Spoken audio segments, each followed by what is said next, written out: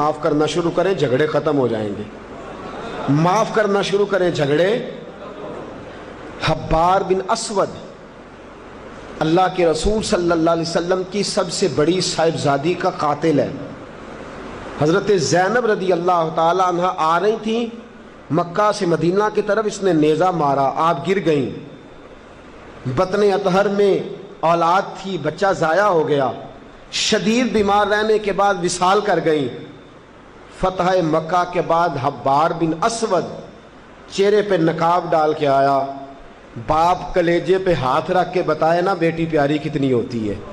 باپ ذرا کلیجے پہ ہاتھ رکھ کے بتائے کہ بیٹیاں جگر کا چین ہوتی ہیں, بیٹیاں سکون ہوتی ہیں, بیٹی باپ کو کتنی پیاری ہوتی ہے. بیٹی کا قاتل سامنے کھڑا ہو گیا, چہرے پہ نقاب ڈالا ہے, کہتا یا رسول اللہ صلی اللہ علیہ وسلم بہت بڑا دشمن بھی آ جائے تو آپ معاف کر دیتے ہیں. جاگ رہے ہیں آپ لوگ؟ فرمایا بہت بڑا دشمن بھی آ جائے تو معاف کر دیتے ہیں. حضور نے فرمایا حبار چہرے سے نقاب ہٹا, بیٹیاں بھولا نہیں کرتی, تو کلمہ پڑھ میں تجھے بھی معاف کرنے کو تیار. فرمایا ہٹا چہرے سے نقاب, کبھی بیٹیاں بھی کسی کو بھولی ہیں لیکن تو کلمہ پڑھ صحیح, میں تجھے بھی معاف کرنے کو تیار ہوں. اگر اتنا بڑا قاتل معاف ہو سکتا ہے تو چچا کیوں نہیں معاف ہو سکتا؟ تائے کو معافی کیوں نہیں مل سکتی؟ ماما جی کو معافی کیوں نہیں مل سکتی؟ سسر کے ساتھ سلوک کیوں نہیں ہو سکتا؟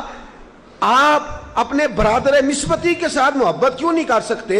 کیوں ان ساری محبتوں کو فروغ دیا کیوں نہیں جا سکتا؟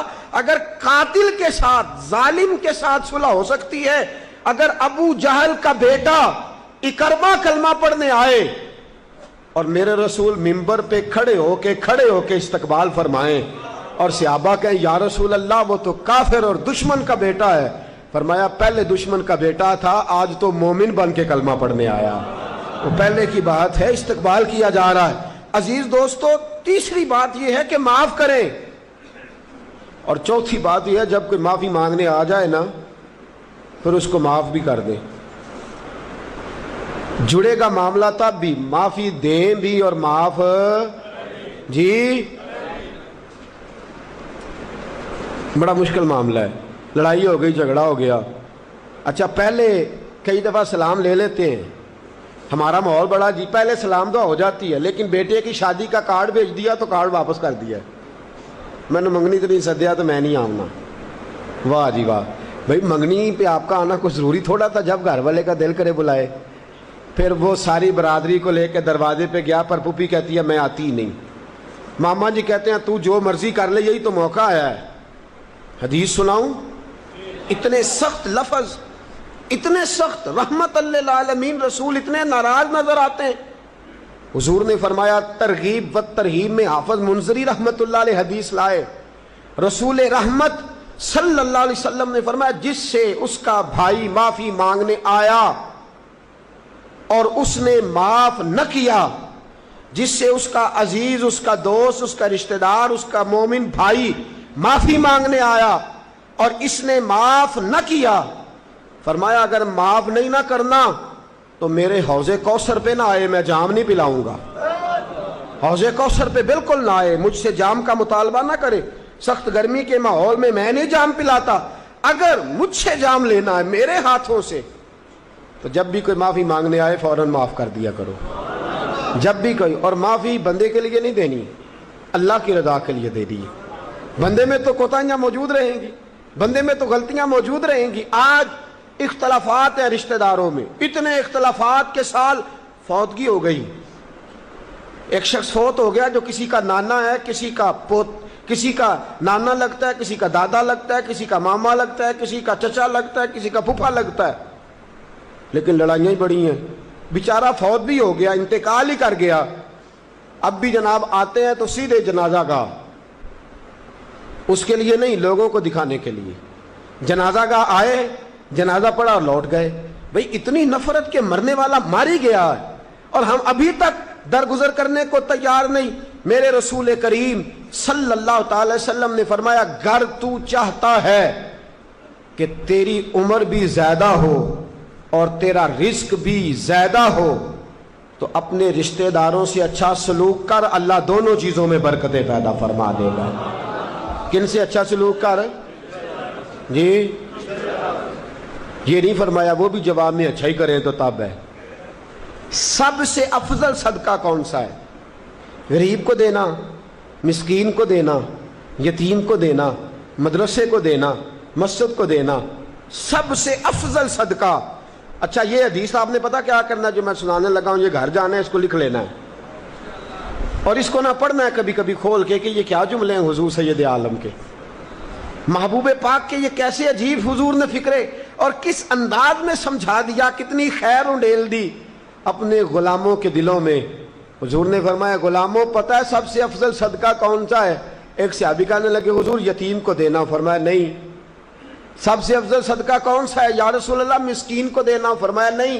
سب سے افضل صدقہ حضور مسافر کو دینا، فرمایا نہیں۔ سب سے افضل صدقہ یا رسول اللہ مجاہدین اسلام کو دینا، فرمایا نہیں۔ حضور پھر بڑی قابل غور حدیث، جاگیے گا ذرا آنکھ کھولیے گا، ذرا ٹیک چھوڑیے گا، ذرا عجیب انداز دیکھیے گا میرے بھئی حدیث میں فکریں کیسے بیان فرمائے۔ رسول پاک نے فرمایا تیرا رشتہ دار ہو، سب سے افضل صدقہ کیا ہے؟ تیرا، بولیے یار، تیرا رشتہ دار ہو اور غریب ہو، حقدار ہو، اور اگلے لفظ بڑے عجیب ہیں، تیرا رشتہ دار ہو، غریب ہو اور تجھ سے ناراض ہو۔ کیسی بات ہے؟ فرمایا تیرا رشتہ دار ہو، غریب ہو اور تجھ سے ناراض ہو، فرمایا کسی بھی طریقے اس کے گھر صدقہ پہنچا دے، سب سے افضل صدقہ کرنے کا ثواب لکھا جائے گا۔ سب سے افضل صدقہ، تیرا رشتہ دار بھی ہو، ضرورت مند بھی ہو اور تجھ سے، سبحان اللہ۔ ہمارا تو حال یہ ہے کہ اس کو کسی طرف سے آتا بھی ہو تو ہم روک دیتے، کہتے نہیں ایڈا تگڑا کام کرے ہاں تسی یہ نکالی دیندے ہو، یہ چار منڈے نے کما کے کھان ہاں، تو آپ اس کو کیا؟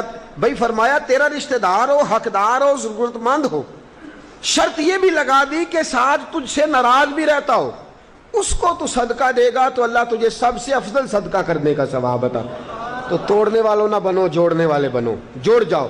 محبوب پاک سید عالم صلی اللہ تعالی علیہ وسلم نے فرمایا لا يدخل الجنت قاطع، فرمایا جو رشتے توڑنے والا ہے جنت میں نہیں جائے گا، جو رشتے توڑنے والا ہے وہ جنت میں نہیں جائے گا۔ الذین ینقضون عہد اللہ من بعد میثاقہ ویقطعون ما امر اللہ بہ ان یوصل ویفسدون فی الارض، فرمایا جو رشتے توڑے گا وہ تو زمین میں فساد برپا کر دے گا، وہ زمین میں اولئک هم الخاسرون، یہ وہ لوگ ہیں دنیا میں بھی نقصان اٹھائیں گے اور آخرت میں بھی نقصان اٹھائیں گے رشتہ داریاں جوڑنے۔